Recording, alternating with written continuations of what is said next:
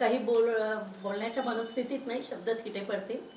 पण आत्ता संजूताईचा एक इंटरव्ह्यू झाला जो अपर्णा डोळे नावाच्या व्यक्तीने घेतला. ती आमच्या सासवडची आमची सोना सातपुते. तर तिने सोना सातपुतेनी घेतला. स्नेहलची विद्यार्थिनी आणि माझ्या शाळेतली टीचर, लहानाची मोठी आमच्या डोळ्यासमोर झालेली. आणि तिने अतिशय उत्तम साक्षात्कार ती घेते, मला हे माहिती आहे. तिने काही चारोळ्या लिहिल्या होत्या. त्या चारोळ्या संजूताई तुला समर्पित कराव्याशा वाटतात. रावळात जरी तुझ्या मी आले नाही, रावळात जरी मी तुझ्या आले नाही, मनाच्या गाभाऱ्यातला तुझा जप मात्र थांबला नाही. तर हा जप आज आमचा वाचन कट्टा सोडणार नाही असं मला वाटतं. आणि माझ्या म्हणणं प्रतिक्रिया सगळ्यांनी जरूर कळवा. हो, निश्चित. त्याच्या इतकं मौल्यवान आमच्यासाठी दुसरं काही नाही. आणि अजून एक देवापासून सुरुवात करून देवावर शेवट करणारी संजूताईची कविता. इब्राहिम जोग नावाचे एक मोठे शायर, तुम्हाला तर माहितीच असतील.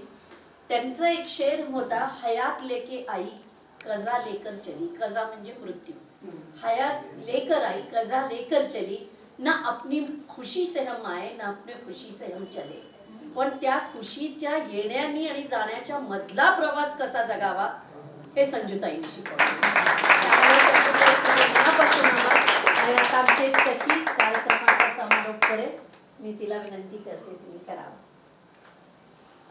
नमस्कार, मी सौ गौरी प्रभुणे. आज आपल्या वाचन कट्ट्यामध्ये कविता नात्या गोष्टांचा हा माननीय संजीवनीताई कोकील यांचा बहारदार कार्यक्रम झाला. यामध्ये माननीय संजीवनीताईंनी आपल्या कवितांमधून अनेक नात्यांचे विविध पैलू उलगडले.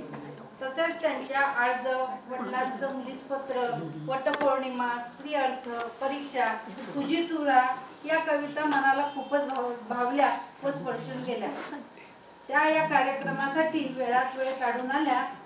तसेच त्यांनी त्यांच्या काव्याचा विणलेला सुंदरसा कोप आम्हा रसिकांसमोर उलगडला. त्याबद्दल वाचन कट्ट्यातर्फे त्यांना फुल ना फुलाची पाकळी देण्याची मी सौ राजनंदा ताकोळे यांना विनंती करते.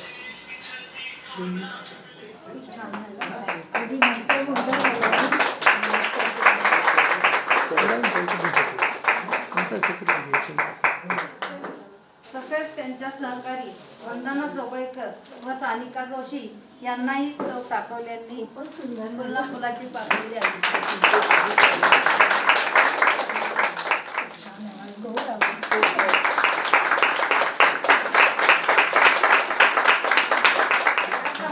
एखादे वाक्य लिहिताना त्या वाक्यापुढे पूर्णविराम दिला जात नाही, तर ते वाक्य अपूर्ण राहते.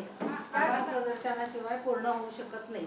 आणि म्हणूनच कार्यक्रमाचे आभार प्रदर्शन मी सर्वांचे आभार मानून पूर्ण करणार. प्रार्थना झाली, प्रास्ताविक झाले, निवेदन व काव्य गायनही झाले. माननीय संजीवनीताईंच्या कवितांनी आम्हाला स्फूर्ती मिळाली व शेवटी आता आभार प्रदर्शनाची वेळ आली. सर्वप्रथम या कार्यक्रमासाठी माननीय संजीवनीताई यांनी अमूल्य वेळ दिला, त्याबद्दल त्यांचे मनापासून आभार. त्यांच्या बाबतीत असे म्हणावेसे वाटते, शब्दफुलांनी तुम्ही आम्हा भरभरून दिलं, शब्दफुलांनी तुम्ही आम्हा भरभरून दिलं आणि भरली आमची झोळी. सतत मनात रुंजी घालतील तुमच्या कवितांच्या छान. तसेच या कार्यक्रमाचे निवेदन करणाऱ्या वंदना जोगळेकर यांनी अतिशय उत्तम निवेदन केले, त्याबद्दल त्यांचेही मनापासून आभार. या कार्यक्रमाचे काव्य गायन सानिका जोशी यांनी सुरेल आवाजात केले आणि त्यामुळे हा कार्यक्रम अतिशय बहारदार झाला. त्यांचेही मनापासून आभार. त्याचप्रमाणे वाचन कट्ट्याच्या प्रत्येक मोठ्या कार्यक्रमासाठी आम्हाला सुसज्ज असा हॉल उपलब्ध करून देणाऱ्या माननीय श्री टाक सर व सौ टाक वहिनी यांचेही मनापासून आभार. या उभयतांबाबतीत म्हणावेसे वाटते, पावसाच्या थेंबाने धरती सुगंधित होते, सुखावते. त्याचप्रमाणे आपल्यासारख्यांच्या सानिध्याने कार्यक्रमाची उंची वाढते. म्हणून तुमच्यासारखी माणसे भेटली हे आमचे भाग्यच.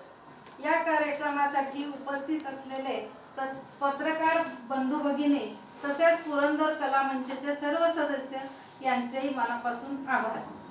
कार्यक्रम झाला बहारदार, काव्य मैफिली झाली जोरदार, आणि रसिक श्रोत्यांनी उचलला श्रवणाचा भार. म्हणून तुम्हा सर्व रसिक श्रोत्यांचे मनापासून आभार. क्या बात. या कार्यक्रमासाठी उपस्थित असलेल्या ज्ञात अज्ञात व्यक्तींचेही मनापासून आभार. जर माझ्याकडून कोणाचे आभार मानायचे राहिले असल्यास त्यांचेही मनापासून आभार. धन्यवाद.